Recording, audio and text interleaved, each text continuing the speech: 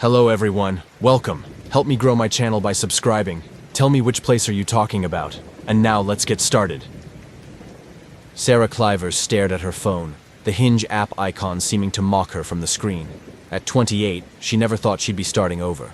But here she was, 6 months after her 5-year relationship ended. Her small Chicago apartment felt emptier these days, the silence broken only by the distant sound of traffic and her own thoughts. Rachel, her best friend, had been gently pushing her to try online dating for weeks now. "You can't hide in your marketing reports forever," she'd said. The wine glass beside her laptop was half empty as she finally gathered the courage to create her profile. Each photo selection felt like a small battle. The hiking picture from last summer, a candid shot from her friend's wedding, a professional headshot from work. She wanted to appear genuine but not desperate, successful but approachable. After an hour of crafting the perfect responses to prompts, she finally had a profile that felt like her. The first few profiles she saw were exactly what she expected. Gym selfies, fish pictures, and group photos where you couldn't tell who was who. But then James Peterson's profile appeared. 32, financial analyst, with kind eyes and a warm smile that reached them. His answers were thoughtful, showing intelligence without arrogance. What caught her attention most was his response to 2 truths and a lie. All 3 were about surviving dangerous situations while traveling. There was something thrilling about that edge of danger. Their match was instant, and his first message arrived within minutes. "Let me guess, the snake bite in Indonesia was the lie?" Sarah smiled, impressed he'd actually read her profile's similar prompt about travel mishaps. Their conversation flowed naturally, discussing everything from their shared love of Anthony Bourdain's shows to their experiences living in Chicago. James had a way of making her feel both comfortable and intrigued. As they chatted into the night, Sarah learned that James worked downtown, just a few blocks from her office. He was originally from Seattle but moved to Chicago 3 years ago. When he mentioned his favorite coffee shop was also her daily stop before work, it felt like fate. The coincidence made her smile, though something in the back of her mind whispered that it was a little too perfect. Just past midnight, James suggested meeting for coffee the next morning at their spot. Sarah hesitated. It was sooner than she'd planned for a first meeting, but his easy charm and their seemingly endless common ground won her over. 8 a.m., "I'll be the one with the Seattle Seahawks travel mug," he wrote. As she set her alarm, Sarah felt a mix of excitement and nervous energy. Finally, she was moving forward. The morning air was crisp as Sarah approached the coffee shop, her heart beating a little faster than usual. She'd chosen her outfit carefully, casual but put together in her favorite blue blazer and jeans. Through the window, she spotted a man with a Seahawks mug sitting at a corner table. James looked up and smiled, and Sarah felt her breath catch. His photos hadn't done him justice. He stood to greet her, and she noticed he was taller than she expected. Their conversation picked up right where it had left off online, but something felt different in person. James had an intensity to his gaze that hadn't come across in messages. He remembered every detail she'd mentioned the night before, asking follow-up questions that showed he'd really been paying attention. When she mentioned her recent breakup, his eyes darkened momentarily, but his smile never wavered. "His loss," James said softly, "though I can't say I'm entirely sorry it happened." As they talked, Sarah noticed James seemed to know an unusual amount about her industry and workplace. He asked specific questions about her marketing firm's recent campaigns, ones she hadn't mentioned. When she appeared surprised, he quickly explained that he'd done some research before their meeting. He liked to be prepared. It was flattering, she told herself, even as a small voice in her head whispered that it was perhaps a bit too thorough. 2 hours passed quickly, and Sarah realized she was running late for work. James insisted on walking her to her office, despite it being in the opposite direction from his. As they walked, he stayed close, his hand occasionally brushing against hers. He knew shortcuts through the buildings she'd never noticed, despite walking this route daily for years. At her office entrance, he asked if she'd like to have dinner that weekend. "I know a great little place in Wicker Park, right by where you used to live," he said casually. Sarah froze for a moment. She hadn't mentioned her old neighborhood. When she asked how he knew that, James smoothly explained that she must have mentioned it during their chat. Had she? The morning's conversation was a blur, and she wasn't sure anymore. Before she could dwell on it, he leaned in and kissed her cheek, the gesture both gentle and somehow possessive. "Think about dinner," he said. "I promise you won't regret it."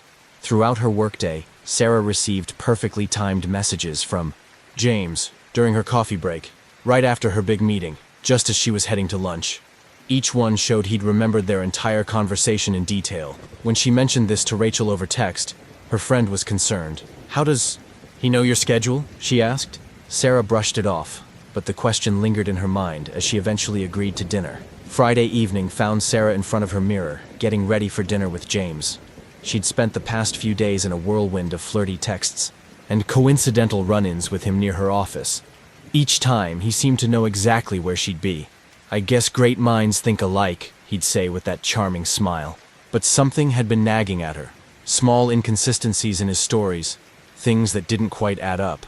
On her lunch break earlier that day, curiosity had gotten the better of her. She'd tried to look up James Peterson on LinkedIn, only to find several profiles with similar but slightly different credentials than what he'd told her. His Facebook profile was sparse, with only a few months of history. A Google search of his name and company yielded no results. When she'd casually mentioned this during their afternoon coffee run-in, he'd laughed it off, saying he was old school about social media. Rachel had called while Sarah was doing her makeup, voicing concerns about how quickly things were moving. "Have you run a background check?" she asked. Sarah had laughed, but her friend wasn't joking. "Something feels off," Rachel insisted. "The way he keeps running into you, how he knows things you haven't told him." Sarah promised to be careful, but defended James. After all, she told herself, wasn't this kind of serendipity what everyone hoped for in dating? The restaurant James had chosen was indeed in her old neighborhood, a small Italian place she'd never noticed before. As they were seated, he ordered her favorite wine without asking. When she appeared surprised, he reminded her they'd discussed wines during their coffee date. Had they? Her memories of their conversations were starting to blur together. Throughout dinner, James maintained that intense focus on her, barely looking away even when the waiter approached. During their meal, James's phone lit up several times, with notifications from what looked like other dating apps. He quickly turned the phone face down, but not before Sarah caught a glimpse of several different profile pictures of him, each one slightly different, with varying names and ages. When she asked about it later, he became defensive for the first time, his charming smile taking on a harder edge. "Don't you trust me?" he asked, his tone making it clear the question wasn't really a question. Walking home, Sarah felt uneasy for the first time. James had insisted on escorting her, despite her protests that she was fine on her own. He kept one hand on the small of her back, steering her down streets she didn't usually take. When they passed her old apartment building, he commented on how the neighborhood had changed since she'd lived there, mentioning specific details about her old life she was certain she hadn't shared. Her heart began to race as she realized they were now in a darker, less populated area. Saturday morning, Sarah woke to dozens of messages from James sent throughout the night. Each one grew progressively more intense, demanding to know why she'd seemed distant during dinner. The last few messages made her blood run cold. He described what she'd been wearing to bed, the light in her window going out at 11:43 p.m., the call from Rachel she'd received at midnight. Sarah's hands shook as she called Rachel, who answered. On the first ring, Rachel had spent the night doing some serious digging. What she found was terrifying. James Peterson wasn't his real name. She'd discovered similar stories from women in Seattle, Portland, and Denver about a man using dating apps to stalk and harass them. The photos matched, but the names were different. In each city, the pattern was the same. He found women who'd recently ended long-term relationships, learned everything about them before matching, then orchestrated chance meetings. As Sarah listened to Rachel's findings, more notifications from James kept appearing. He was asking about her conversation with Rachel right now, somehow knowing they were on the phone. Sarah's heart nearly stopped when Rachel revealed the most disturbing detail. James had been arrested in Seattle 2 years ago for stalking, but the charges were dropped when the victim suddenly refused to testify. She'd moved away immediately after, leaving everything behind. Looking out her window, Sarah caught a glimpse of movement across the street. There he was, leaning against a car, staring directly at her apartment. When their eyes met, he smiled and waved, holding up his phone. A new message appeared on her screen. "We need to talk about your trust issues, Sarah. I did everything right. I became exactly what you wanted. Why are you ruining this?" She quickly stepped away from the window, her hands trembling as she called. The police. The police arrived quickly, but James was already gone. The officer taking her statement revealed something chilling. 3 other women in Chicago had filed similar reports in the past month, all describing dates with a man they met on different apps who turned out to be the same person. Each time, he'd gathered extensive information about them before matching, creating a false persona perfectly tailored to their interests and vulnerabilities. As Sarah gave her statement, her phone kept lighting up with messages from new, unknown numbers, all clearly from James. He'd somehow gotten access to her email, sending messages from spoofed addresses. Each one contained private details about her life, things he could only know if he'd been watching her for weeks before their match. The last email contained pictures of her, at work, at the gym, having coffee with friends, all taken before they'd ever matched on Hinge. The next few weeks became a nightmare of hypervigilance. Sarah moved in with Rachel temporarily, but James seemed to always know where to find her. He created new dating profiles with different names, sending her messages that proved he was still watching. The police seemed unable to catch him. Every time they got close, he'd vanish, only to reappear somewhere else. He was always just at the edge of her vision, a shadow she caught glimpses of but could never quite prove was there. At work, flowers began arriving daily, her favorite rare orchids that she'd only mentioned once on an old Instagram post. Her co-workers thought it was romantic until the cards became threatening. "You can't ignore what we have," one read. "I know you better than anyone ever will." Her boss was understanding, arranging for her to work remotely, but James still found ways to reach her. Every new app she downloaded, every new account she created, he was there waiting.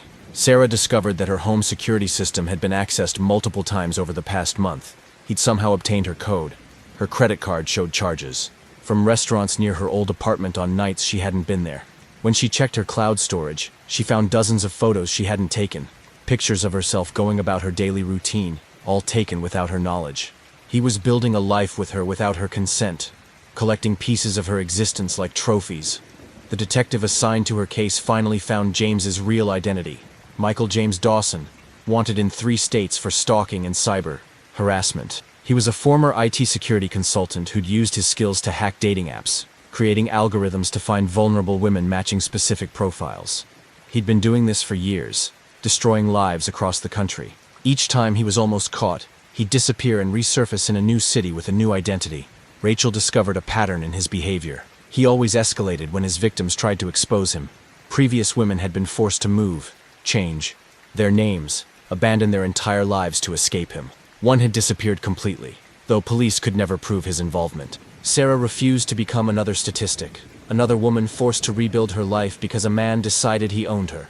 She decided to fight back, using her own digital marketing skills to track his patterns. Working with the police, Sarah began, leaving digital breadcrumbs of her own. She created a false pattern of behavior, knowing he was watching. While he followed her digital ghost, authorities tracked his movements.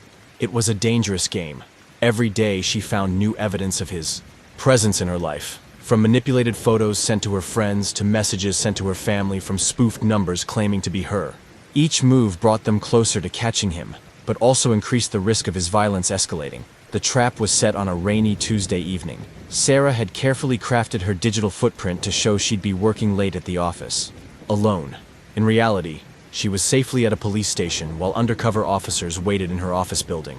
James had been growing more erratic, his messages switching between declarations of love and violent threats. The psychological profiler working the case warned that he was reaching a breaking point. He would make his move soon. Through the police station security cameras, Sarah watched as James entered her office building, using a stolen access card. He moved with the confidence of someone who'd done this many times before, disabling security cameras as he went. But this time, each disabled camera was replaced by a hidden one, tracking his movements. She felt sick watching him move through her workspace, touching her things, sitting at her desk as if he belonged there. The arrest itself was anticlimactic. When the officers moved in, James didn't resist. He simply smiled, looking directly at the hidden camera as if he knew Sarah was watching. "I did it for you," he said calmly. "Everything was for you." In his possession, they found detailed files on Sarah and 3 other women in Chicago, along with dozens more across the country. Each file contained intimate details of the women's lives, collected over months of surveillance before he ever made contact. During the investigation that followed, the true scope of James's crimes emerged. He had been stalking women through dating apps for over 5 years, using different identities in each city. His laptop revealed files on over 50 women, each selected based on specific criteria: recent breakups, active social media presence, regular routines he could learn and exploit. He had created an entire system for finding and targeting women when they were most vulnerable. The trial was a painful process of exposing every violation, every moment of false intimacy that had been carefully orchestrated. Other victims came forward, each story following the same pattern. The perfect match that turned into a nightmare. James showed no remorse, maintaining until the end that he had done nothing wrong. "I became what they wanted," he told the court. "I gave them the perfect man." The judge disagreed, sentencing him to 12 years in prison.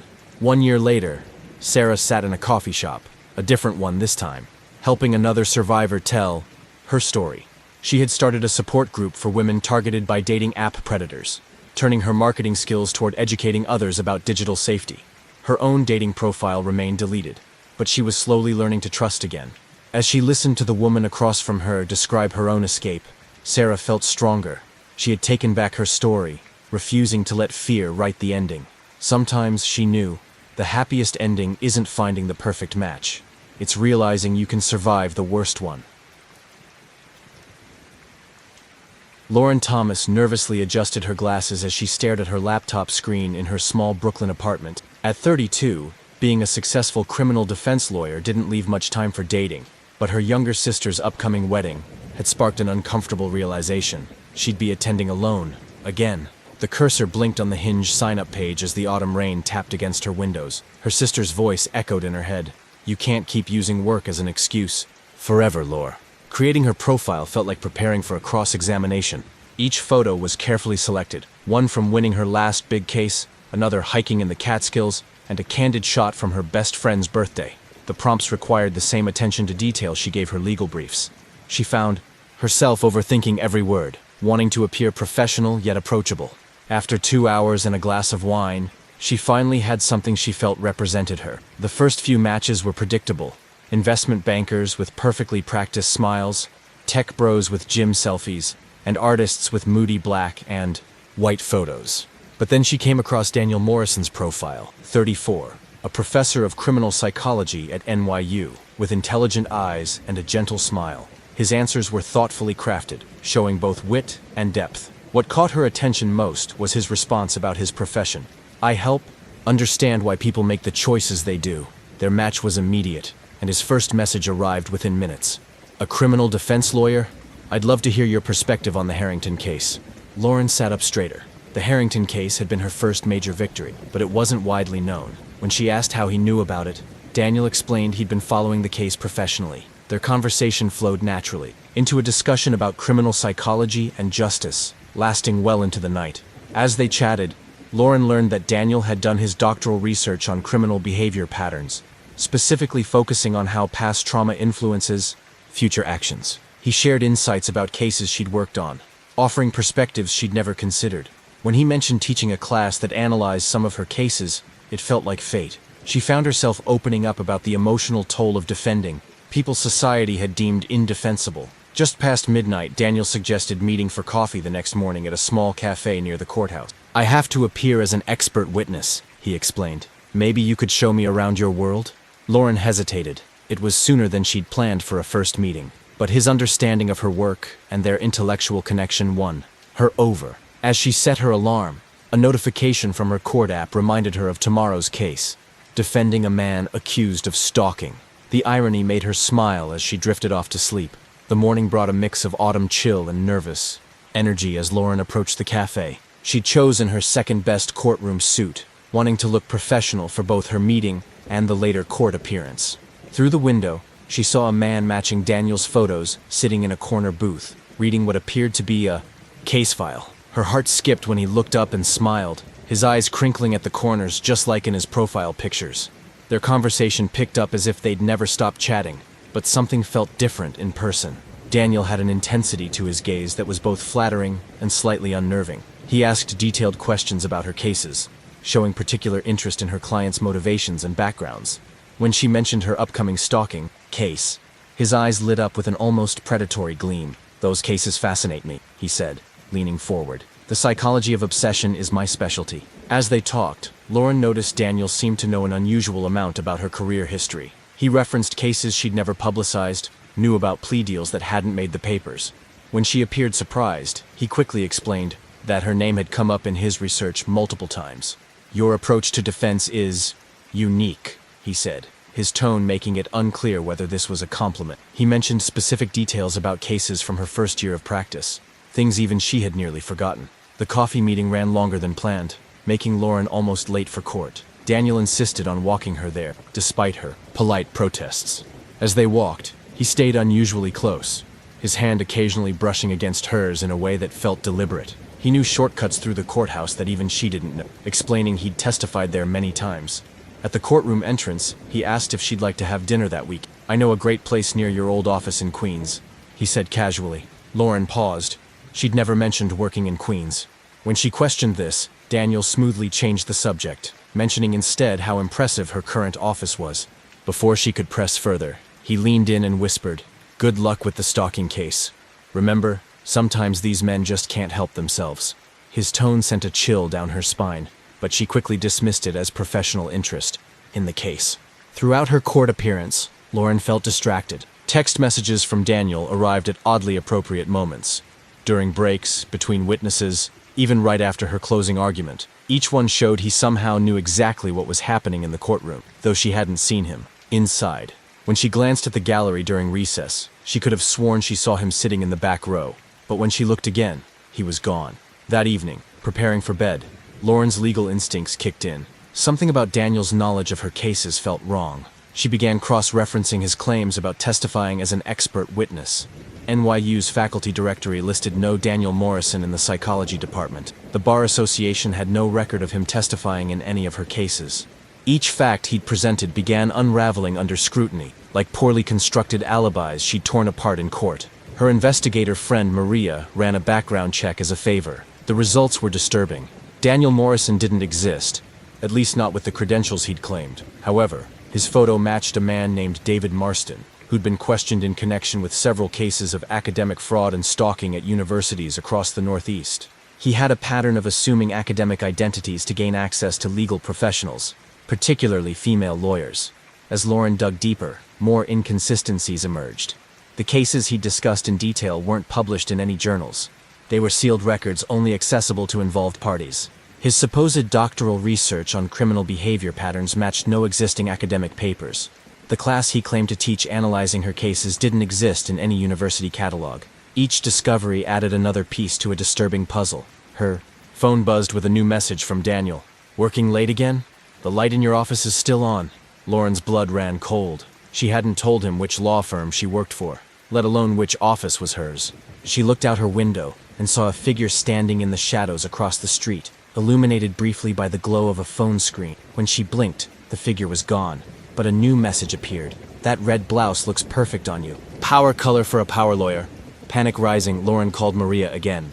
As they talked, she began receiving emails from an unknown address containing photos. Her walking to court that morning, having coffee with Daniel, even leaving her apartment days before they matched on Hinge. Each photo was expertly composed, taken with the eye of someone who understood both photography and surveillance. The final email contained something that made her heart stop. Scanned copies of her sealed case files, including ones she'd worked on years ago. That night, Lauren barely slept. Every noise made her jump. Every shadow seemed to hide a watching figure. Her phone kept buzzing with messages from new numbers, all clearly from Daniel. He quoted conversations she'd had in private with clients, described details from her sealed cases, even mentioned conversations she'd had with her sister about the upcoming wedding. The last message was the most chilling. "You shouldn't leave case files on your desk overnight. Someone might take advantage of that." Monday morning, Lauren walked into her law office with a plan. Years of defending clients had taught her how predators think, how they operate. She began setting up a trap, using the same attention to detail that had won her so many cases. She deliberately left certain case files visible on her desk, files about stalking cases, files she knew would interest him. Each one was carefully doctored, containing subtle information that could be traced if accessed. Her colleague Mark helped set up surveillance cameras in the office, hidden in places only someone who had been watching her would look. They discovered evidence that someone had been accessing her office after hours. Small things out of place, files slightly moved, her chair adjusted to a different height. The building's security footage had been tampered with on multiple nights, showing the same loop of empty hallways during specific time periods. The IT department found something even more disturbing. Someone had been accessing her computer remotely. they discovered sophisticated spyware that sent screenshots and keystrokes to an external server. The program had been installed the day after her coffee meeting with Daniel, during the hours she was in court. Security cameras showed a man matching his description entering the building wearing maintenance uniforms on 3 different occasions. Lauren began discovering more victims, other female lawyers who'd matched with similar profiles on dating apps.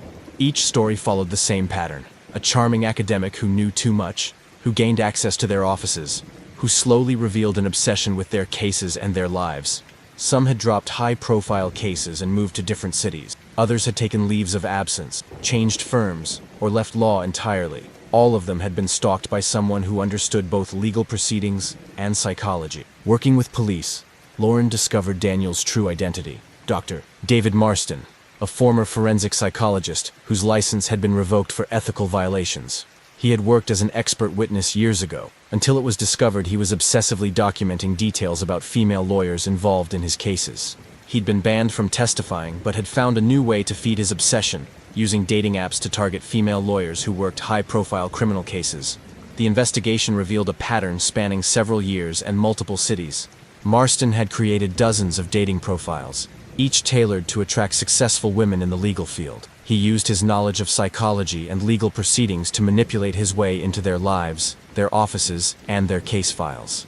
His apartment, when finally raided, contained thousands of photos, files, and detailed notes about dozens of women, a shrine to his obsession with the legal system and the women who worked within it. Lauren sat in her office late one night, deliberately alone, knowing he was watching. She'd arranged everything perfectly: files spread out on her desk, computer screen visible, security cameras disabled, but secretly rerouted.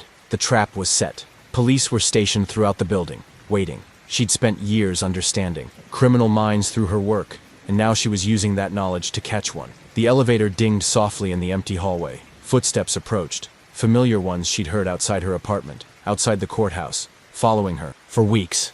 The door opened, and Daniel David stood there, holding a camera and wearing a maintenance uniform. "Working late again, counselor?" he said softly. "You should really be more careful about office security." His smile was the same one from his profile picture, but now it held no warmth. When Lauren calmly confronted him with his real identity, David didn't seem surprised. Instead, he became animated, excited to finally share his obsession with someone who understood. He explained how he'd selected her, how he'd studied her cases for months before creating the perfect profile to attract her attention. Each detail had been carefully crafted, his supposed academic background chosen to appeal to her intellectual side, his knowledge of her cases used to create a false sense of connection. As he talked, growing more agitated, David revealed the full scope of his obsession. It wasn't just about her. It was about the entire legal system, about the women who wielded power within it. He had files on hundreds of female lawyers, judges, and legal professionals. Dating apps had given him the perfect tool to access their lives, to study them up close. "You all think you understand criminal minds," he said, moving closer. "But you never notice when one is right in front of you." Lauren kept him talking, playing to his ego, his desire to be understood. She asked questions about his methodology, his selection process, knowing each word was being recorded. David described how he'd chosen her specifically because of her work on stalking cases. "The irony was too perfect," he said, reaching for her case files. "A lawyer who defends stalkers, never realizing she's being stalked." That's when the police moved in. David didn't resist arrest. Instead, he looked at Lauren with something like pride. "You set this up beautifully," he said, as they handcuffed him. "Used my own methodology against me. I knew you were special." Even as they led him away, he kept talking, revealing details about other victims, other women he'd stalked through dating apps. His final words to her were chilling. "We're not so different, you and I. We both understand the criminal mind." The investigation that followed revealed the true extent of David's operation. His apartment contained dozens of hard drives filled with surveillance photos, stolen case files, and detailed journals about his victims. He had created a complex system for identifying potential targets through dating apps, using his knowledge of psychology to craft the perfect profile for each woman. The evidence led to charges in multiple states, as more victims were identified. Lauren testified at his trial, her testimony helping to secure a 15-year sentence. Throughout the proceedings, David maintained eye contact with her, that same proud smile on his face. In his own testimony, he claimed he had done nothing wrong. He was merely conducting research, studying the intersection of legal minds and criminal psychology. The journal entries proved otherwise, revealing an obsession that had consumed years of his life and affected dozens of women. The case led to changes in how law firms handled security, particularly regarding dating app safety and digital stalking. Lauren worked with bar associations to develop new guidelines for protecting legal professionals from similar predators. She discovered that many women in her field had similar stories, of men who seemed too good to be true, who knew too much, who used dating apps to target them specifically for their profession. A year later, Lauren sat across from a young attorney who just discovered her own dating app match wasn't who he claimed to be. As she listened to the familiar pattern emerging in the woman's story, Lauren felt a complex mix of emotions. Her experience had changed how she approached both her legal work and her personal life. She'd learned firsthand how predators could use technology and psychology to exploit trust. The wedding she'd been so worried about attending alone became a celebration of survival instead. She gave a toast that brought tears to her sister's eyes, speaking about love, trust, and the courage to keep trying despite fear. Her dating app profiles remained deleted, but she hadn't given up on connection. She'd just learned to trust her instincts, to recognize when something seemed too perfect to be true. Lauren still defended clients accused of stalking, but with a new perspective that made her a more effective advocate. She understood now that the scariest predators weren't the obvious ones. They were the ones who could make you doubt your own instincts, who used your own professional knowledge and expertise against you. Sometimes, she thought, the most dangerous matches were the ones that seemed perfect on paper. Olivia Martinez refreshed her Hinge profile one more time, sitting cross-legged on her tiny bed in her shared Los Angeles apartment. At 27, working as a teacher at a local high school, she was tired of living with 4 other roommates, just to afford rent. The message from Ryan Parker popped up again. "Are you sure you'd be interested in checking out that room? It's available immediately." She stared at his profile. 30, software engineer, verified photos showing a friendly guy with an inviting smile. The room he was offering seemed too good to be true. A 2-bedroom apartment in a nice area of Silver Lake for half what she was currently paying. Ryan had explained that his previous roommate had moved out unexpectedly, and he needed someone reliable to split the rent. They'd matched on Hinge 3 days ago, and their conversation had quickly turned to her comment about looking for a new place to live. He seemed genuinely nice, with a stable job and references from previous roommates. Her current living situation was becoming unbearable. Between the constant party noise from 2 of her roommates and the passive-aggressive notes from another about kitchen cleaning, Olivia was at her breaking point. Teaching 9th grade English was stressful enough without coming home to chaos.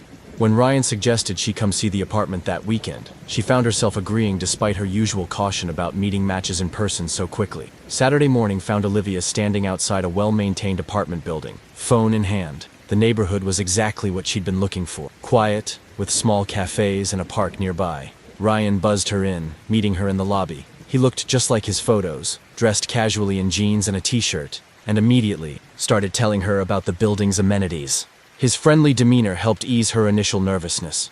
The apartment was even better than the pictures he'd sent. Spacious, clean, with plenty of natural light.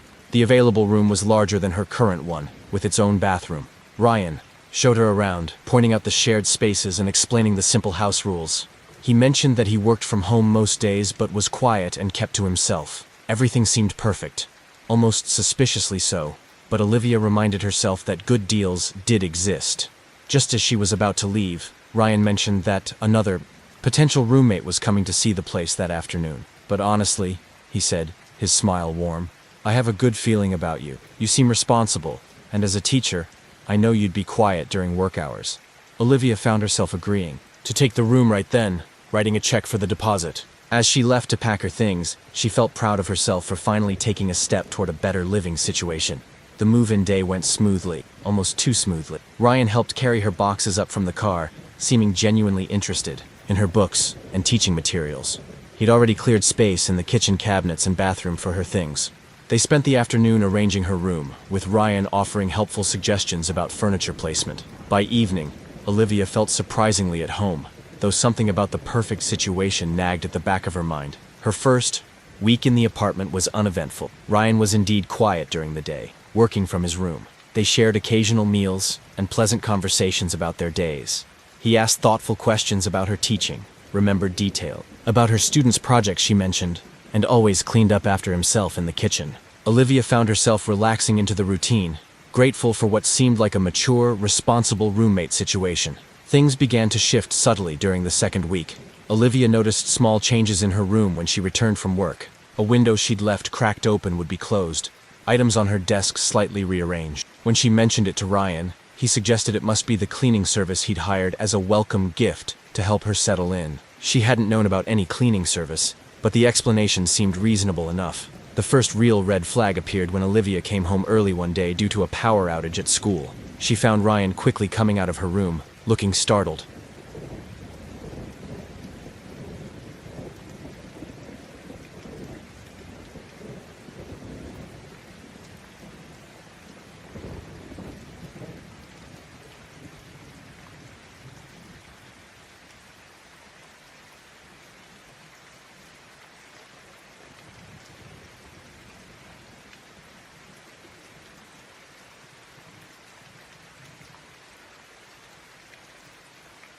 He claimed he'd heard a noise and was checking to make sure nothing had fallen, but his nervous behavior seemed odd.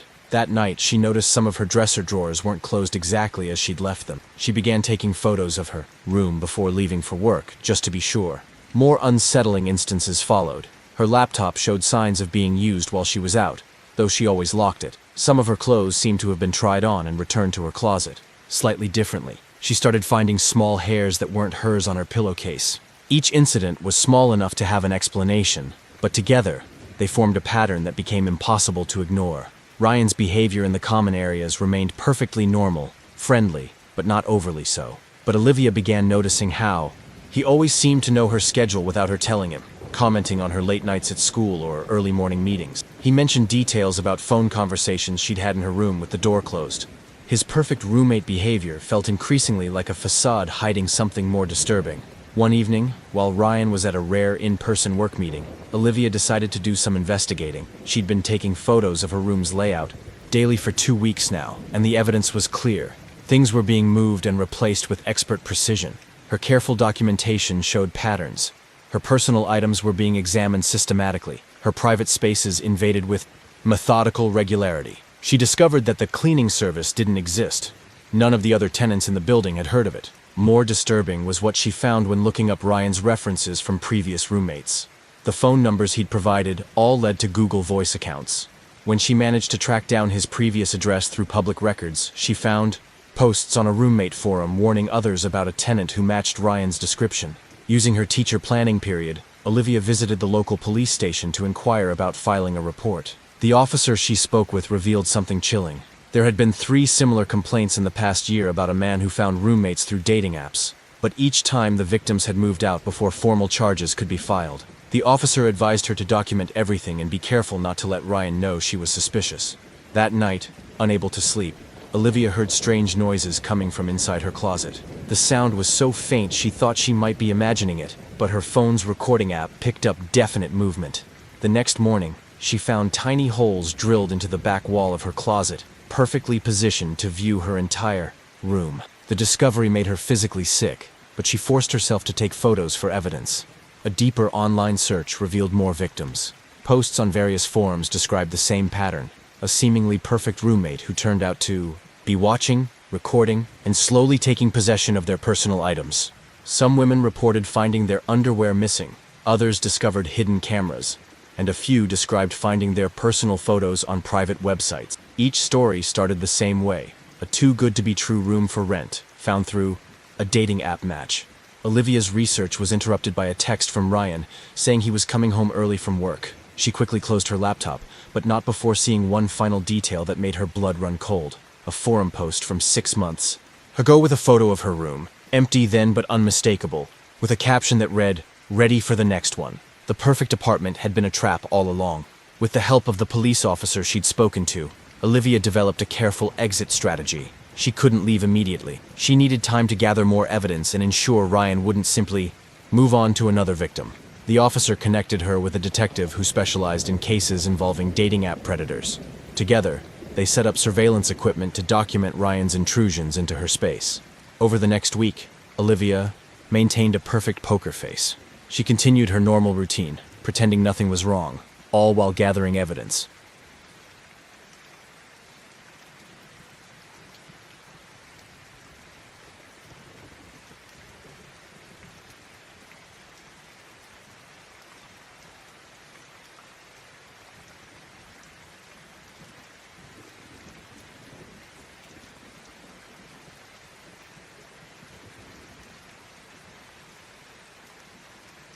The cameras she'd hidden caught Ryan entering her room multiple times daily, spending hours examining her belongings, sometimes wearing her clothes, and meticulously returning everything to its exact place.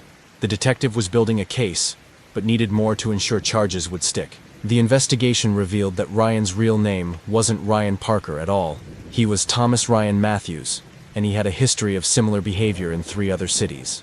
He used dating apps to find victims, creating elaborate backstories and fake references. His technical skills allowed him to maintain multiple identities and cover his digital tracks. The job he claimed to have didn't exist. He spent his days maintaining his surveillance equipment and planning his next move. Olivia discovered that she wasn't the only current victim. Thomas was actively communicating with other women on dating apps, using the same story about a room for rent. She found detailed notes on his laptop about potential targets, their routines, their vulnerabilities, their social media presence. Each woman had been carefully selected and researched before he ever matched with them on the apps. The police raid was planned for a Friday, when they knew Thomas would be in the apartment. Olivia had been moved to a safe location the night before, after pretending to leave for a teaching conference. The evidence they found in the apartment was overwhelming. Hundreds of items stolen from previous roommates, detailed journals documenting his observations, and sophisticated recording equipment hidden throughout the apartment. Most disturbing were the files they found on his computer, years of surveillance footage, carefully cataloged and organized. He had been doing this for much longer than anyone suspected, using different names and different dating apps, but always the same method: offer an irresistible housing situation, then slowly take possession of his roommates' lives. The arrest made local news, leading more victims to come forward. Women from across the country recognized Thomas's face and his method of operation. Some had gone to police before, but hadn't been taken seriously. Others had been too ashamed to report what happened. Each story followed the same pattern: perfect roommate situation that turned into a nightmare of invasion and violation. Olivia's detailed documentation proved crucial in building the case. Her systematic gathering of evidence, combined with her calm handling of the situation, helped prosecutors charge Thomas with multiple felonies. During his arraignment, she saw his true nature emerge. The friendly, considerate roommate persona dropped completely, revealing the calculating predator beneath. The trial was difficult, but necessary. Olivia testified alongside other victims, each describing how Thomas had used housing costs and dating apps to prey on women looking for safe living situations. His defense tried to minimize his actions as mere eccentric behavior, but the evidence was overwhelming. The journals they found revealed a methodical predator who saw his victims as objects to be studied and possessed. Through victim testimony, a pattern emerged of how Thomas selected his targets. He looked for women who were new to expensive cities, often teachers, nurses, or other professionals with stable jobs but moderate incomes. He used the housing crisis in major cities to his advantage, offering rents well below market rate to lure victims. The dating apps provided him both a way to find victims and a cover story for how they met. The investigation uncovered a network of online predators sharing tips about using dating apps and housing costs to manipulate victims. Thomas had been part of private forums where men exchanged advice about targeting women through rental listings. The case led to several other investigations and arrests, exposing a darker side of the dating app and rental marketplace intersection. Support groups formed in the wake of the trial, creating resources for women to safely find housing and roommates. Olivia worked with dating app companies to implement better verification systems and warnings about rental scams. Her experience became a cautionary tale, not about the dangers of dating apps themselves, but about how predators could exploit any system to find victims.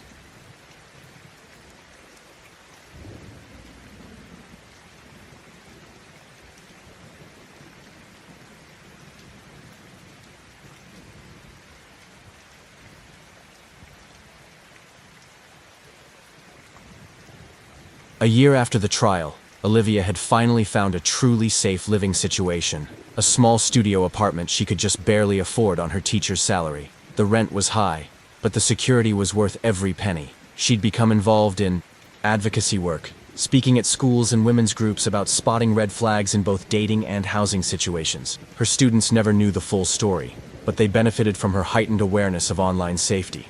The case had led to changes in how dating apps handled housing-related messages. New algorithms flagged conversations that quickly turned to rental offers, and warnings were added about meeting matches to view apartments.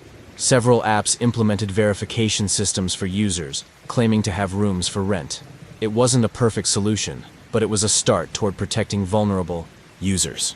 Olivia still sometimes woke up at night, checking that her windows were locked, making sure nothing had been moved. The trauma of having her private space invaded left lasting scars. But she refused to let fear control her life. She channeled her experience into creating a network of verified housing resources for young professionals, particularly women new to the city. Her victim impact statement had gone viral online, leading to a broader conversation about the intersection of dating apps, housing insecurity, and predatory behavior. Women across the country shared similar stories of how financial pressure and high rents had led them to take risks with housing situations. The dialogue helped remove some of the shame victims felt and encouraged others to come forward. Thomas received a significant prison sentence, but more importantly, his conviction set precedents for how similar cases would be handled in the future. Prosecutors used Olivia's methodical evidence gathering as a model for building cases against other predators who used housing to exploit victims. Her careful documentation became a template for how to handle similar situations. The experience changed how Olivia approached both relationships and living situations. She'd learned to trust her instincts when something seemed too good to be true, whether in dating or housing. Yet she refused to let fear win. She still believed in human connection, just with better boundaries and awareness. Sometimes, she reflected, the most important lessons come from the darkest experiences. Her story had helped other women avoid similar traps, and that made her own trauma feel less futile. Rebecca Anderson slouched in her ergonomic office chair, exhausted after another 12-hour day at her accounting firm in Seattle. At 34, she had finally reached a comfortable place financially. Her student loans were paid off, and she had a decent amount in savings. But something was missing. Her Hinge profile blinked with a new match. William Chen, 36, investment manager. His profile showed a well-dressed Asian man with a warm smile and kind eyes. Their initial conversation was different from the usual small talk. William asked intelligent questions about her work in accounting, showing genuine interest in financial matters. He shared stories about growing up in Vancouver before moving to Seattle for work. When Rebecca mentioned her interest in investing, his eyes lit up. He talked about his own journey from a middle-class family to financial success, crediting smart investment choices and careful planning. Over the next few days, their chats became increasingly focused on finance and future goals. William shared insights about investment strategies that seemed sophisticated but accessible. He mentioned a new tech startup he'd invested in that was showing promising returns. Rebecca found herself looking forward to their conversations, impressed by his knowledge and apparent success. Unlike her usual matches, he never pushed for personal details or rushed towards meeting. A week into their conversations, William suggested meeting for coffee at an upscale cafe downtown. He arrived in a perfectly tailored suit, explaining he'd just come from a meeting with clients. Throughout their conversation, he maintained an air of subtle wealth, not flashy, but evident in his designer watch and the casual way he mentioned his condo in the expensive part of town. Rebecca felt both impressed and slightly intimidated. Their coffee date lasted 3 hours, during which William shared more about his investment strategies. He explained how he helped select clients build wealth through early investments in promising startups. The companies he mentioned were real, verifiable tech firms that had indeed seen recent success. When Rebecca expressed interest, he remained casual, saying he usually only worked with established clients, but found her financial acumen impressive. Just as they were leaving, William mentioned that another investment opportunity was coming up, a promising AI startup looking for early investors. The minimum investment was high, but not impossible for Rebecca with her savings. He emphasized there was no pressure, but he'd be happy to share more details if she was interested. As she headed home, Rebecca felt excited about the possibility of finally making her money work harder for her. Over the next 3 weeks, William carefully cultivated their relationship.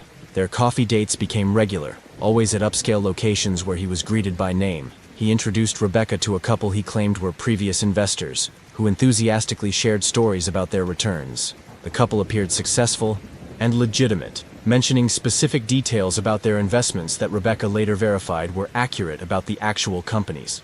During their 4th dinner together, William casually showed Rebecca his investment portfolio on his phone. The numbers were impressive, but not outrageous, just successful enough to be believable. He explained how he'd built his wealth gradually through careful, strategic investments in pre-IPO companies. When Rebecca mentioned her own modest stock portfolio, he offered genuinely good advice that aligned with what she'd learned in her accounting. The AI startup opportunity came up again, this time with more detail. William shared official-looking documents showing the company's growth projections and current investors. The numbers made sense to Rebecca's trained eye. The minimum investment was $50,000, a significant portion of her savings, but not everything. William mentioned that he had already invested $200,000 himself, showing her transaction records that looked legitimate. Their relationship progressed naturally alongside the investment discussions. William was never pushy about money, always steering conversations back to personal matters. He shared stories about his family, his struggles in college, his hopes for the future. They discovered shared interests in hiking and photography. Each personal detail made him seem more real, more trustworthy. Rebecca found herself falling for both the man and the opportunity he represented. One evening, while they were having dinner at an expensive restaurant overlooking the city, William received what appeared to be an urgent call. He stepped away, returning with exciting news. The AI company had just secured a major contract with a well-known tech giant. The investment window would be closing soon as more institutional investors showed interest. He stressed that she should take time to think about it, but the opportunity wouldn't be available much longer. That night, Rebecca stayed up late reviewing her finances. The past few weeks had convinced her that this was a legitimate opportunity. William had shown her real documentation, introduced her to other investors, and demonstrated genuine expertise. His wealth seemed real but reasonable, his knowledge solid but not showy. Everything added up, except for a small voice of doubt in the back of her mind that she chose to ignore. A light rain fell outside the downtown investment office where Rebecca sat reading through the final paperwork. The office was impressive but not ostentatious, exactly what you'd expect from a successful but discreet investment manager. William's assistant, a professionally dressed woman in her 40s, had prepared all the documents and provided detailed explanations of each form. Everything looked legitimate, complete with legal disclaimers and corporate seals.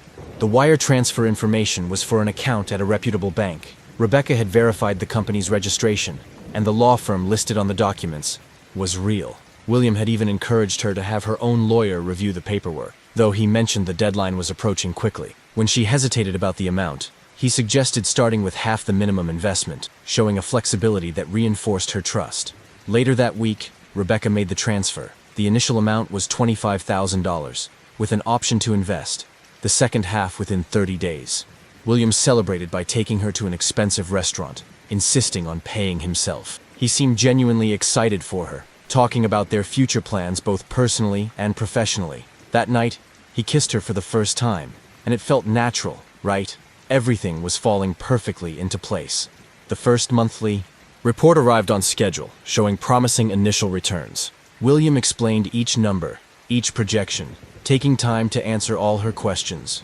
He introduced her to more of his clients at exclusive social events, each one confirming their positive experiences. Rebecca began to dream about the possibilities: early retirement, travel, maybe even starting her own firm someday. When the deadline for the second investment approached, Rebecca didn't hesitate. The additional $25,000 transfer felt like a smart move, backed by the evidence of her initial investment's performance.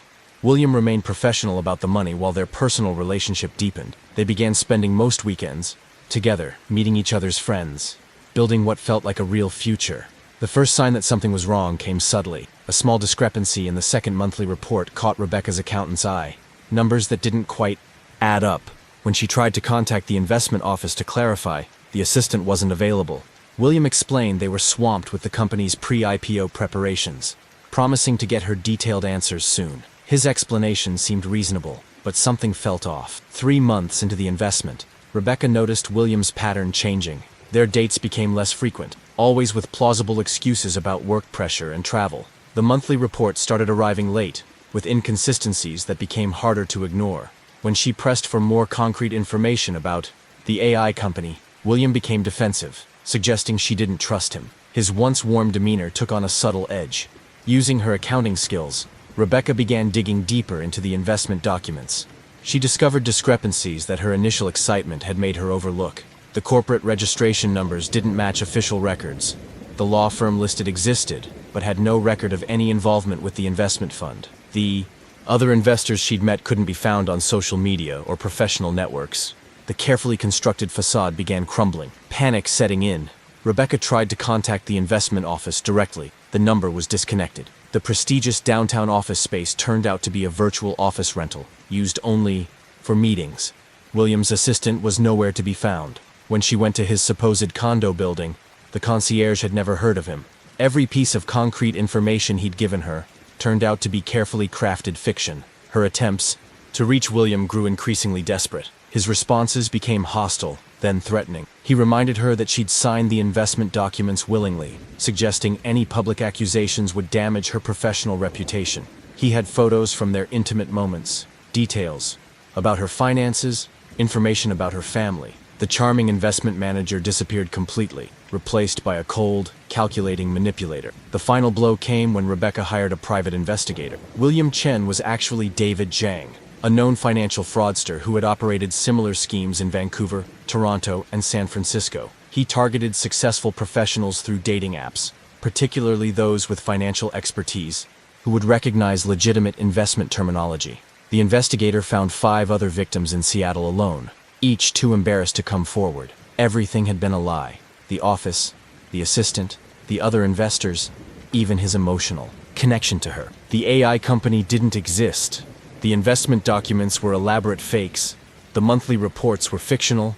The other investors she'd met were part of his network of scammers. Every aspect of their relationship had been carefully orchestrated to separate her from her money. Rebecca's shame turned to anger as she discovered more victims. Through careful online research, she found a pattern of similar scams across different dating apps.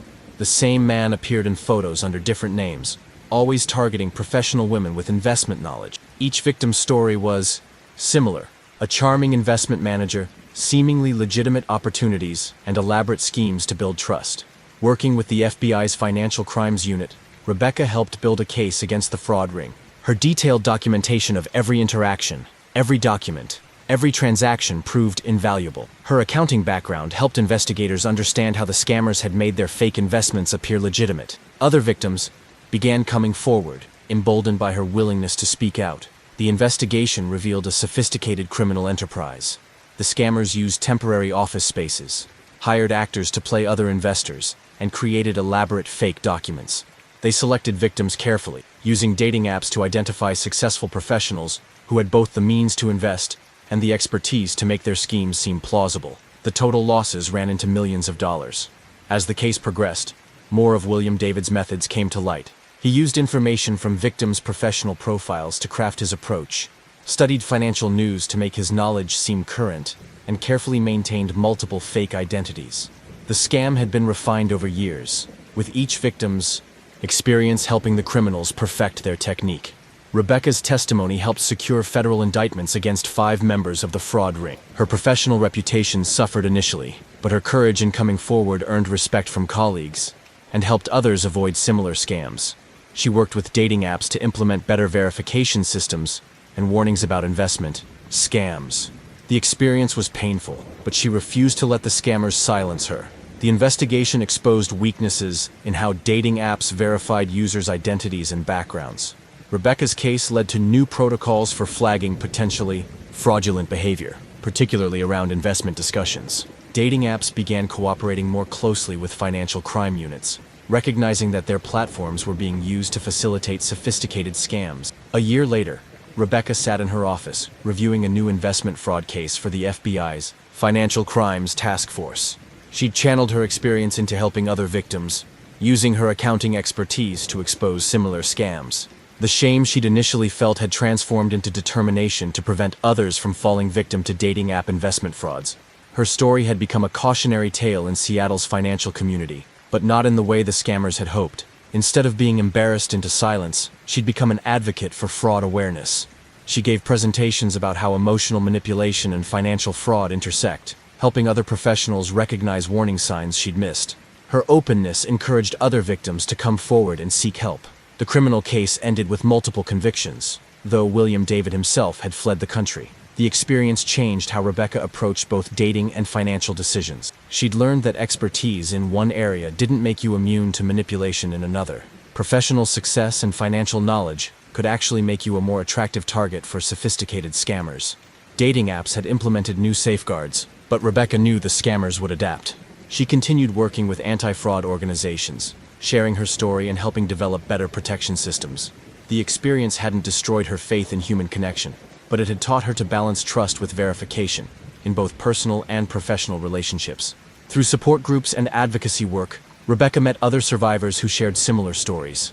Together, they created resources for professionals targeted by dating app scams, offering both emotional support and practical advice. Their work, helped remove the stigma around falling for sophisticated fraud schemes, showing that anyone could be vulnerable when trust was manipulated skillfully. Moving forward, Rebecca approached dating more cautiously but didn't give up entirely. She'd learned to recognize red flags without becoming cynical, to trust her instincts while maintaining healthy boundaries. Her experience had taught her that the most dangerous predators weren't obvious criminals, but those who used emotional connections to make their deceptions seem reasonable. Sometimes, she reflected, the most valuable lessons come at the highest prices. Lisa Anderson paused her finger over the Hinge app, staring at the profile that had just appeared on her screen. Jacob Miller, 29, veterinarian. The photos showed a handsome man with gentle eyes caring for various animals. A perfect, candid shot. At a rescue shelter, another of him hiking with a dog, and a professional headshot in his white coat. At 28, working as an elementary school teacher in Minneapolis, Lisa had grown weary of the dating scene, but something about Jacob's profile seemed different. His prompt responses were thoughtful and genuine. Under a life goal of mine, he'd written about wanting to open a shelter for abused animals. His photos showed someone who seemed kind and caring, a stark contrast to the gym selfies and fish pictures she usually saw. When they matched, his first message referenced her own love of animals, mentioning the cat she'd posted about rescuing last winter. The conversation flowed naturally from there. Over the next few days, they discovered several uncanny coincidences. They'd both attended University of Minnesota, though their paths never crossed. He worked at a vet clinic just 10 minutes from her school. They even shopped at the same local farmers market on weekends. Each connection made him seem more real, more meant to be. When he suggested meeting for coffee that weekend, Lisa eagerly agreed. Something made her curious, though. All his photos were exceptionally well composed, almost too perfect. On a whim, she did a reverse image search. Nothing came up, which seemed odd for a practicing veterinarian. She checked the Minnesota Veterinary Board website, but couldn't find him listed. When she mentioned this to her best friend Kate, she was told she was being paranoid. After all, he could be newly licensed, or listed under a different name. That evening, Jacob sent her a long message explaining his work with rescue animals, sharing stories that brought tears to her eyes. He mentioned specific cases, describing medical procedures in detail. His knowledge seemed genuine and deep. He asked about her day teaching second grade, remembering details she'd mentioned about her students. Everything about him felt authentic, except for that nagging feeling she couldn't shake. The night before their planned coffee date, Lisa noticed something strange about one of Jacob's photos. In the background of his clinic photo, she could make out a calendar. While blurry, the year was clearly visible, 2019, but the photo quality was too good for a 4-year-old picture. When she asked about it casually, he quickly changed the subject, steering the conversation back to their shared interests. Saturday morning arrived cold and bright as Lisa walked to the coffee shop they'd agreed on, Wild Bean Coffee near the university. She'd chosen this location carefully. It was always busy, had plenty of windows, and the baristas knew her from her daily preschool coffee runs. She'd arrived early, positioning herself where she could see the door. Her phone buzzed with a message from Jacob saying he was running 5 minutes late due to an emergency at the clinic. 10 minutes passed, then 20. Jacob sent another message about a complicated case keeping him at work, but promised he was leaving soon. Lisa ordered a second coffee, trying to ignore the pitying looks from the barista. After 45 minutes, another message came through. He was finally on his way. She used the time to look more closely at his profile photos, something bothering her about the clinic shots. The layout looked familiar, but she couldn't quite place it. When a man finally walked in matching Jacob's height and build from the photos, Lisa's heart stopped. But as he turned, she realized it wasn't him. Similar type, but definitely not the same person. More concerning was how this man seemed to be looking for someone, checking his phone repeatedly. After a moment, he approached her table. "Are you Lisa?" he asked, but his voice was all wrong. Nothing like their phone call yesterday. She nodded cautiously, her hand near her phone. The man introduced himself as Mark, a detective with the Minneapolis Police Department. He explained that they'd been tracking several dating app profiles using stolen photos and information from real veterinarians across the Midwest. The real Jacob Miller was a vet in Chicago who'd had his identity stolen months ago. Mark showed her his badge and documentation of the ongoing investigation. Other women had been targeted, all teachers or nurses, caregiving professions that might be drawn to a veterinarian. As they talked, Lisa's phone kept buzzing with messages from Jacob, asking where she was sitting. Mark explained they were trying to catch whoever was behind the profiles. The scammer was likely watching the coffee shop from somewhere nearby. using Lisa's reactions to gauge if their cover was blown. The detective asked her to act natural and respond normally, saying she was at the wrong location, to see if they could track the scammer's movements. Lisa felt sick as she realized how much information she'd shared with a stranger. Her workplace, her daily routines, her home location. Everything she thought she'd verified about Jacob had been carefully fabricated. The coincidences that seemed so magical were calculated tactics. Even their phone call had been managed through voice-altering technology, something becoming increasingly common in dating app scams. Mark explained how the scammer operated, building detailed profiles by combining stolen photos with carefully researched personal details. The real Jacob Miller had no idea his images and career information were being used to catfish women. The scammer had created multiple profiles across different dating apps, each targeting specific types of victims based on their professions and interests. It was a sophisticated operation aimed at gaining trust and personal information. The investigation revealed a pattern. The fake profiles always featured successful professionals, doctors, veterinarians, lawyers, whose photos and credentials could be stolen from professional websites or social media. The scammer would research local businesses and landmarks to make their presence in the area seem legitimate. They used Google Voice numbers, voice-altering apps, and carefully edited photos to maintain their deception. Lisa provided screenshots of all her conversations with Jacob to the police. Looking at them now, red flags emerged that she'd dismissed. He never agreed to video chat, always had excuses for last-minute cancellations, and his stories sometimes contained inconsistencies about locations and timelines. The photos she'd thought were recent had been stolen from the real Jacob's veterinary practice website and social media, some dating back several years. The detective showed her other fake profiles created using the same stolen photos but with different names and professions. Each was carefully crafted to appeal to specific targets. The scammer had been operating for months, building relationships with multiple victims simultaneously. Some women had been manipulated into sending money or sensitive information. Others, like Lisa, were being evaluated as potential targets based on their responses and vulnerability. Lisa's background as a teacher had made her an ideal target. The scammer knew educators often had stable jobs, good benefits, and trusting natures. They used knowledge about school schedules and routines to make their communication patterns seem natural. Every detail of their interaction had been calculated, from the shared interest in animals to the convenient locations of their supposed workplaces. The coffee shop sting operation didn't catch the scammer. They were too careful, too experienced at avoiding detection. But Lisa's case provided valuable information about their methods.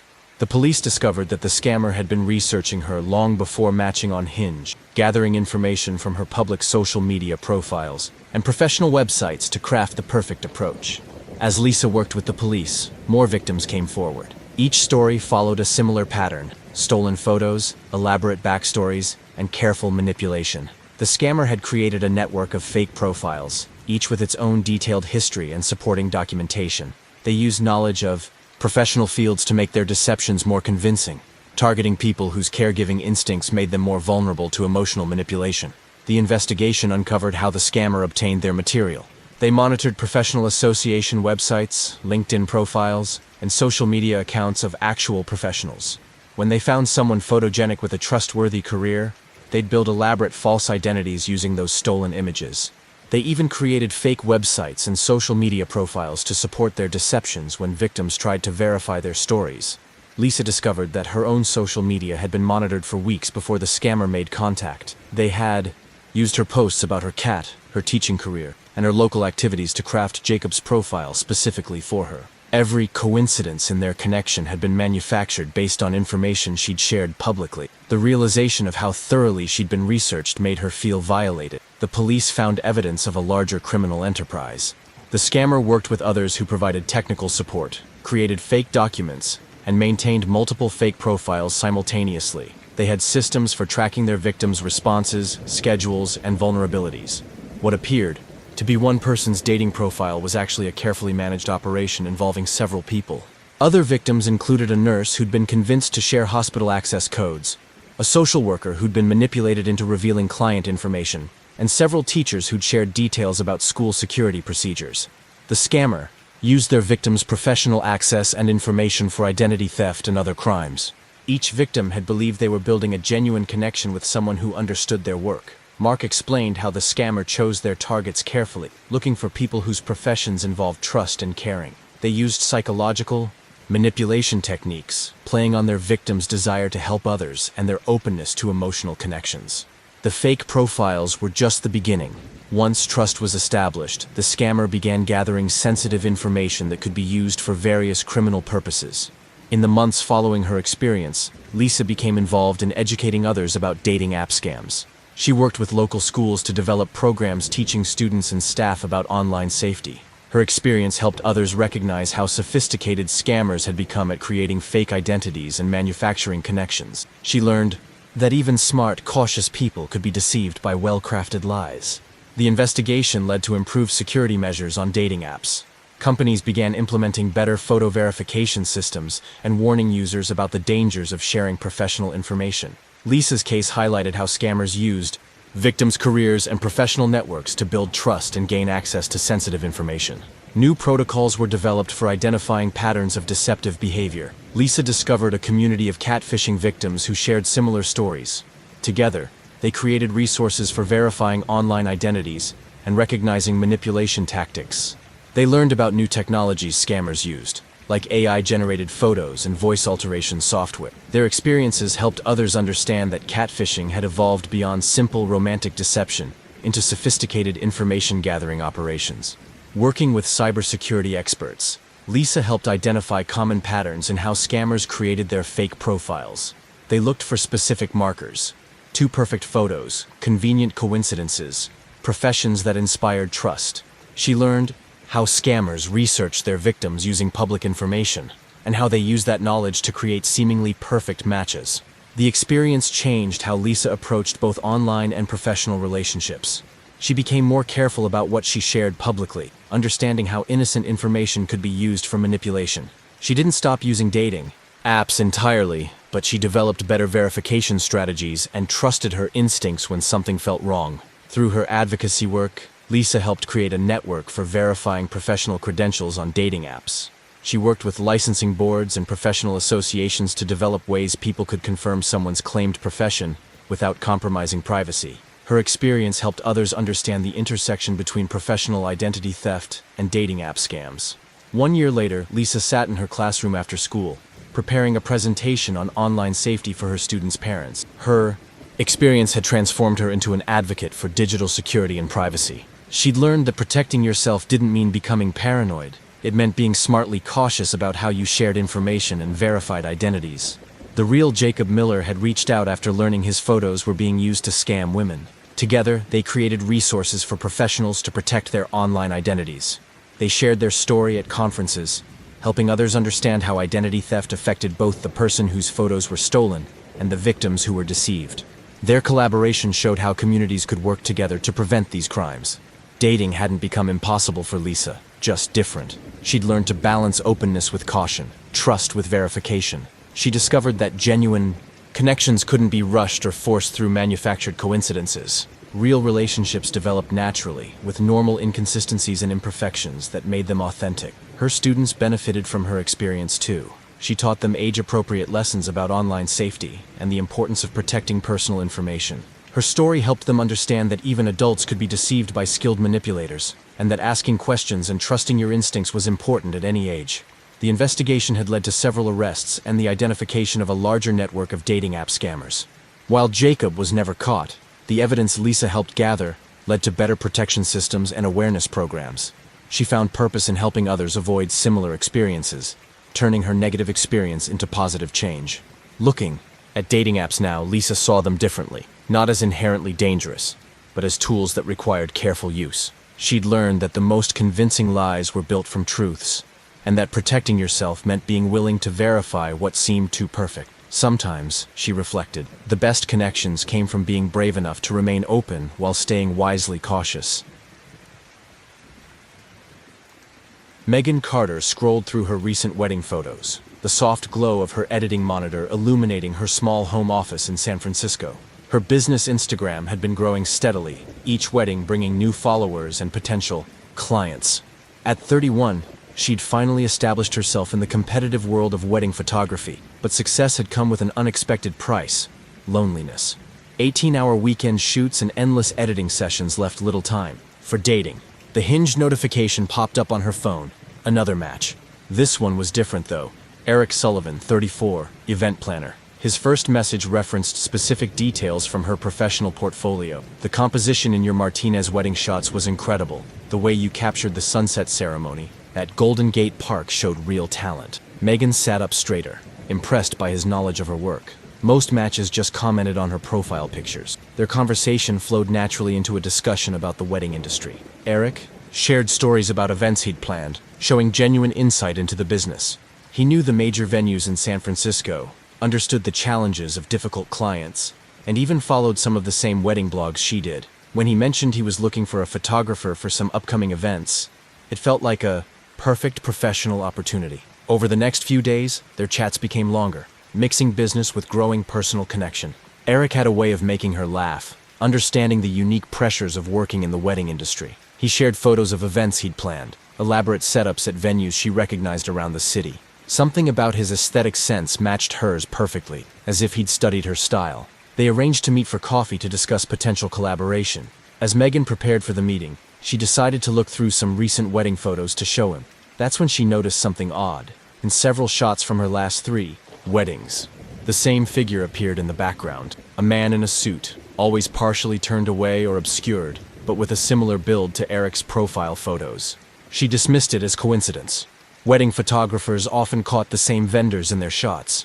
The night before their meeting, Megan received a message from Eric complimenting her gold necklace, the one she was wearing right now, alone in her apartment. She hadn't posted any photos wearing it. When she asked how he knew about it, he quickly corrected himself, saying he meant a different necklace he'd seen in her Instagram stories.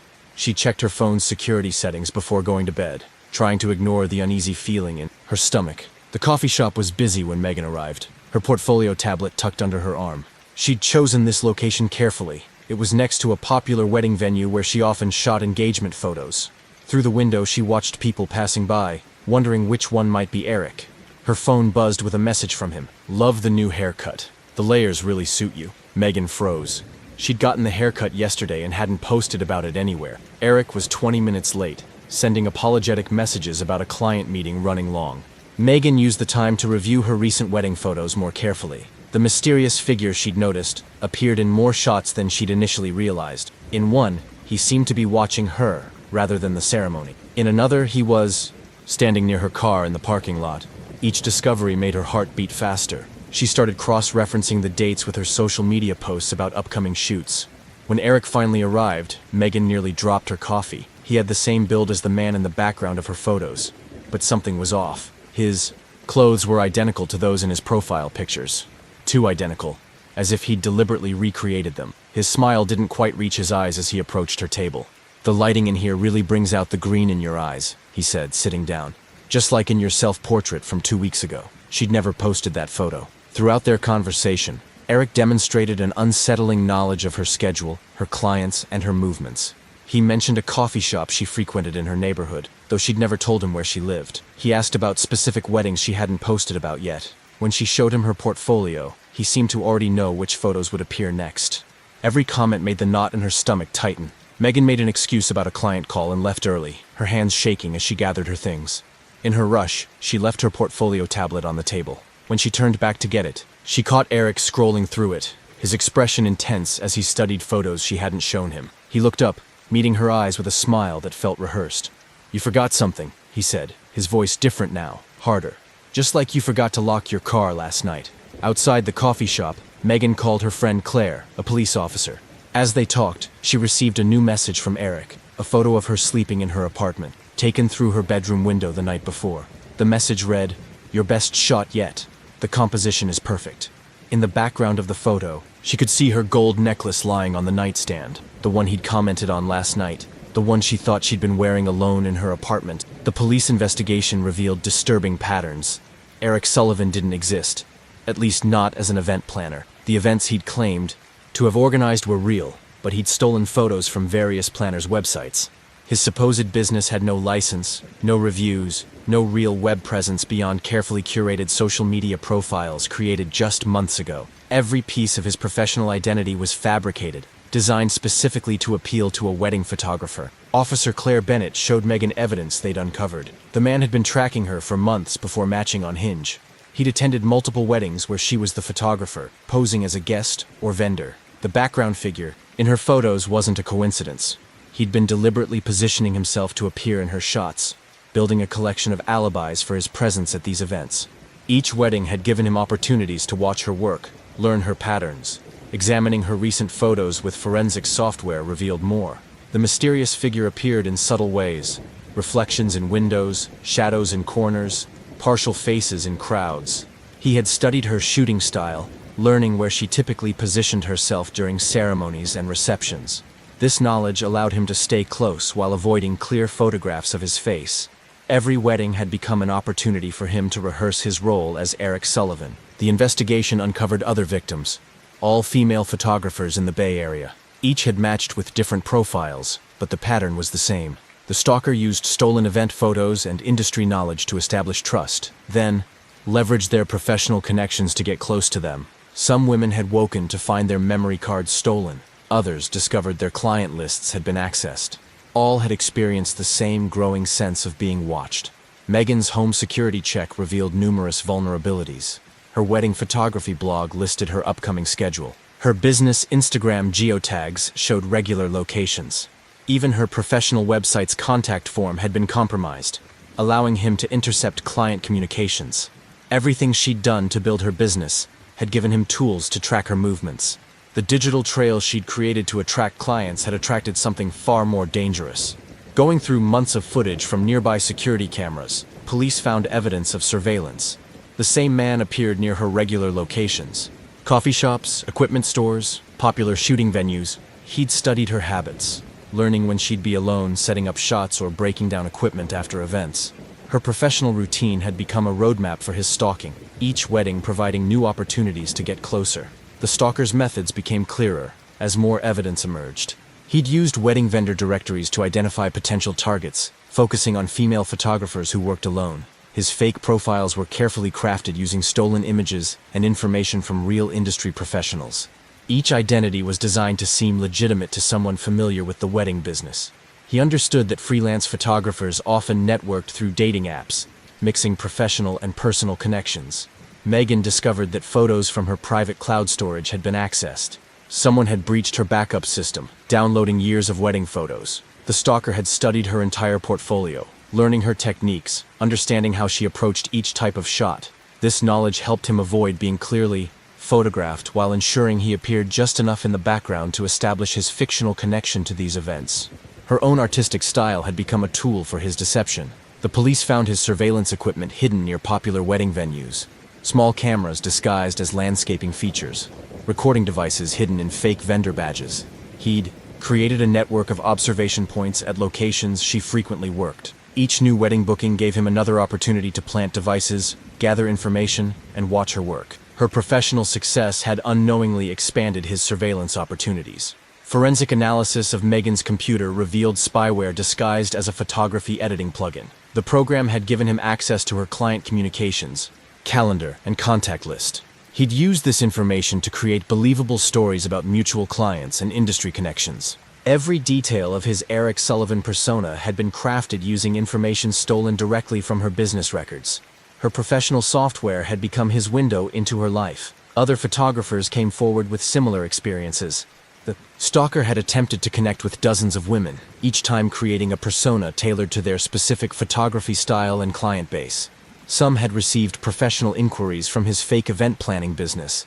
Others had been approached at industry networking events where he posed as a vendor. Each story revealed how thoroughly he understood the wedding photography business and its vulnerabilities. The turning point came when one of Megan's clients recognized him. The bride from a recent wedding remembered him claiming to be from the venue's preferred vendor list.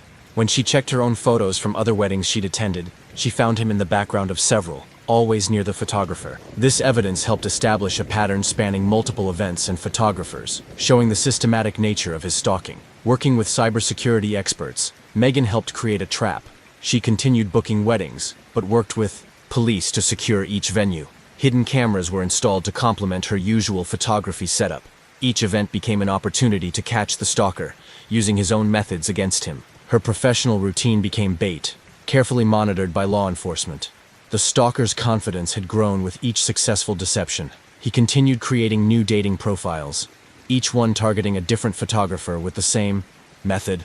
stolen vendor photos, fake business credentials, and detailed knowledge of the wedding industry. His pattern revealed a compulsive need to insert himself into their professional lives, using their work to get close to them. Every wedding was another chance to perfect his technique. At a large wedding in Napa Valley, the trap was set. Megan worked normally, knowing she was being watched. Security teams monitored the perimeter while she photographed the ceremony. During the reception, she noticed familiar movement in her peripheral vision, someone matching Eric's build moving through the crowd, always just out of clear view. She kept shooting, pretending not to notice as he moved closer.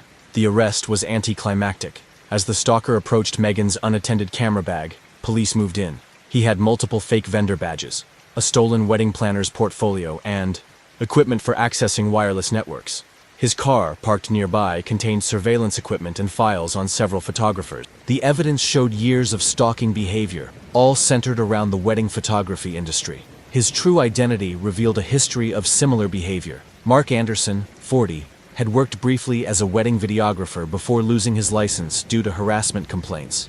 He'd spent years learning the industry from the inside, understanding its networking patterns and security vulnerabilities.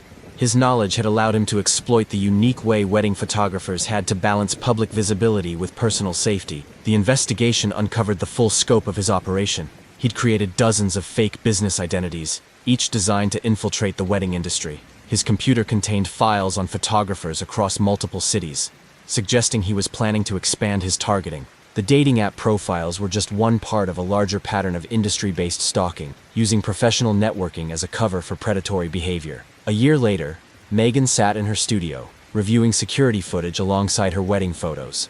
A new habit she'd developed. Her business had changed. She now worked with an assistant, had better security protocols, and was more careful about sharing her schedule publicly. The experience had taught her to balance professional accessibility with personal safety. Her art hadn't suffered, but her awareness had increased. The case had led to changes in how wedding professionals approach security. Megan worked with industry groups to develop safety guidelines for photographers who worked alone. She helped create verification systems for vendor credentials and networking events. Her experience showed how predators could exploit the wedding industry's reliance on personal connections and public portfolios. The changes she advocated helped protect others without compromising their ability to work. Mark Anderson's conviction brought forward more victims from other cities. Each story showed how he'd used the wedding industry's culture of networking and referrals to gain access to women working alone. The case highlighted vulnerabilities in how freelance photographers market themselves and manage their online presence. New protocols emerged for protecting professional photographers, especially those working solo at events. Megan's photography evolved, incorporating her new awareness into her art. She began noticing different details in her shots, not just the joy and celebration, but also the security of her surroundings. Her compositions became more conscious of sightlines and escape routes. Yet somehow this awareness made her work more intimate, more protective of the moments she captured. She'd learned to see both beauty and danger through her lens. Dating hadn't become impossible, but it had become more mindful. Megan still used apps occasionally, but with new boundaries between her personal and professional lives. She'd learned that her talent for capturing perfect moments had to be balanced with protecting herself from those who might exploit that talent. Her experience had taught her that sometimes the most important shots were the ones that showed what was happening in the background. The wedding industry had always been about trust, between photographers and clients, vendors and venues, professionals and their networks. Megan's case showed how that trust could be manipulated, but also how it could be protected. She continued shooting weddings, finding joy in capturing genuine moments while staying alert for artificial ones. Her story helped others understand that in photography, as in life, the full picture isn't always visible in the first shot.